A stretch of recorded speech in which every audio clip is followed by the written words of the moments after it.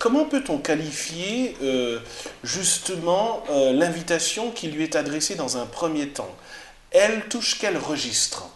La première tentative de détournement utilisée par ce faux prophète.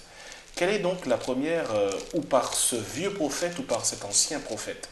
Elle porte sur quoi? Et elle est la même que celle que lui avait proposée le roi. Ouais. La nourriture, elle porte sur la nourriture, le fait de boire et le fait de manger. Voilà, donc nous sommes là sur une séduction qui porte sur le matériel, les choses matérielles ou encore les passions. Hein. Tout à fait. C'est la première tentation de Jésus aussi dans le désert. C'est la première tentation de Jésus dans le désert. Et d'Adam et d'Ève. Et d'Adam et d'Ève, absolument.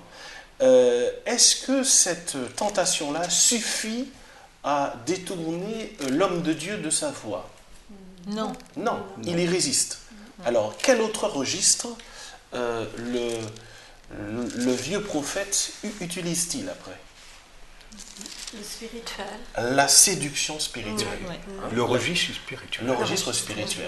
Alors, pourquoi utilise-t-il ce registre-là? Parce que c'est un homme marché. spirituel sensible à ce genre de langage. Parce que c'est un homme spirituel sensible à ce genre de langage, effectivement. Alors, comment cet homme de Dieu aurait-il dû réagir? Si on prend en compte les explications que tu as partagées avec nous à l'instant. Il aurait dû réagir spirituellement. En disant? L'Éternel a parlé, l'Éternel a dit une chose, j'obéis à l'Éternel. Voilà. On va donc revenir à ce passage que nous a invité à lire tout à l'heure, donc Marthe, et on verra comment dans son épître aux Galates, l'apôtre Paul nous met en garde contre les séductions spirituelles. Au verset, donc Galates chapitre 1, verset 8, versets 8 à 9. Mais, quand nous-mêmes, quand un ange du ciel annoncera un autre évangile que celui que nous avons prêché, qu'il soit anathème. Nous l'avons dit précédemment, et je le répète à cette heure, si quelqu'un vous annonce un autre évangile que celui que vous avez reçu, qu'il soit anathème. Alors justement, comment peut-on reconnaître l'authenticité d'un message spirituel? L'apôtre Paul a donc annoncé l'évangile, il l'a enseigné, et ici il s'adresse aux Galates en leur disant, mais si moi-même, donc il se désigne, ou si un ange, donc il fait allusion à une manifestation spirituelle, surnaturelle, venait vous annoncer quelque chose qui soit en contradiction avec ce qui vous a été annoncé au préalable, vous devez le rejeter. Et si c'est moi qui vous l'annonce, vous devez également me rejeter. Alors, comment justement identifier un vrai prophète? Quelqu'un qui prétendrait avoir une nouvelle lumière spirituelle. À l'aune de quoi devons-nous évaluer le contenu de cette spiritualité? Est-ce que c'est le caractère exceptionnel ou surnaturel de la révélation qui doit peser? Dieu nous donne la recette dans Ésaïe 8, verset 20. À la loi et au témoignage, si on ne parle pas ainsi, il n'y a pas d'aurore pour le peuple. Donc, le prophète, ou celui qui prétend être prophète, ses paroles, ses actes, doivent être conformes à la parole de Dieu. Il n'y a seulement qu'un ainsi dit l'Éternel qui nous permet d'identifier qui est le vrai ou qui est le faux prophète.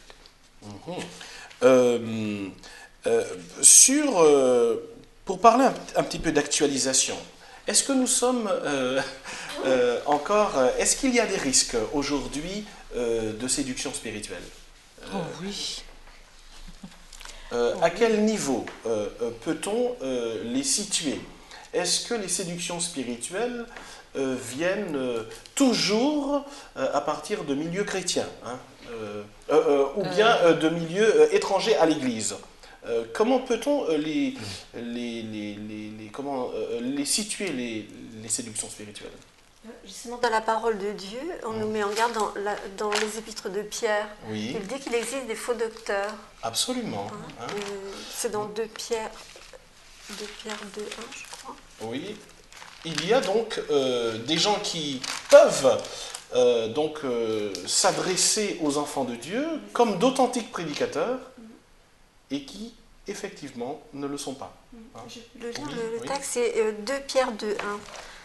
Il y a eu parmi le peuple de faux prophètes, et il y aura de même parmi vous de faux docteurs qui introduiront sournoisement des sectes pernicieuses et qui, reniant le maître qui les a rachetés, attireront sur eux une ruine soudaine. Plusieurs les suivront dans leur dérèglement. Dans Matthieu 24, Jésus aussi il parle des faux prophètes et des faux Christ. Et Jésus en parle comme étant un signe ou des signes de son avènement. Donc c'est bien actuel. Donc c'est un phénomène que nous trouvons dans l'Église. Et l'Église adventiste n'en est pas exempt. Absolument. Exempt. J'ai par exemple ici sous les yeux l'histoire de Sarah et de Mira qui partagent une chambre dans une université adventiste. Et puis depuis peu, Sarah ne s'intéresse plus aux études, elle passe tous ses moments libres avec un groupe mystérieux qui prétend avoir découvert une lumière nouvelle. Et puis, comment ça se traduit dans le comportement de Sarah? Eh bien, elle s'est mise à critiquer l'Église, notamment certaines doctrines qu'elle considère comme étant archaïques, et elle insiste de plus en plus pour que Mira vienne avec elle à ses réunions. Comment Mira doit-elle réagir? Comment donc, quand on nous parle de nouvelles lumières spirituelles, comment doit-on réagir? Je pense que face à des nouvelles lumières, nous devons être prudents. Je crois que personnellement, que la prophétie, les connaissances, les révélations peuvent encore apparaître dans l'avenir. Je pense que Dieu a encore des choses certainement à nous révéler encore. Toutefois, nous devons toujours comparer ces nouvelles lumières avec la parole de Dieu. Chercher à comparer ces révélations avec la parole de Dieu pour savoir si elles sont conformes à un ainsi dit, un ainsi est écrit de l'Éternel. Cette intervention nous fait penser à ces chrétiens, dans le livre de Béré, hein, dans le livre des Actes des Apôtres, pardon, je me laisse distraire par le caméraman, les chrétiens de la ville de Béré qui examinaient chaque jour les Écritures pour vérifier si ce qu'on leur disait était exact. Donc en fait, nous sommes invités à une responsabilité, celle de consulter la parole de Dieu avec un esprit de recherche pour vérifier que cette nouvelle ou ancienne lumière qui nous est présentée, eh bien, cadre bien avec le message de l'Évangile qui nous a été transmis une fois pour toutes par Jésus et ses apôtres. Tout à fait. Donc le principe que nous tirons, c'est que un prophète ne peut pas contredire un autre prophète. Dieu n'a pas un double langage. Le langage de la révélation est un langage d'harmonie, d'unité et de perfection, parce que Dieu est un Dieu d'ordre. Donc il ne peut pas avoir un langage qui dit oui sur une chose et non sur la même chose. Dieu n'est pas divisé.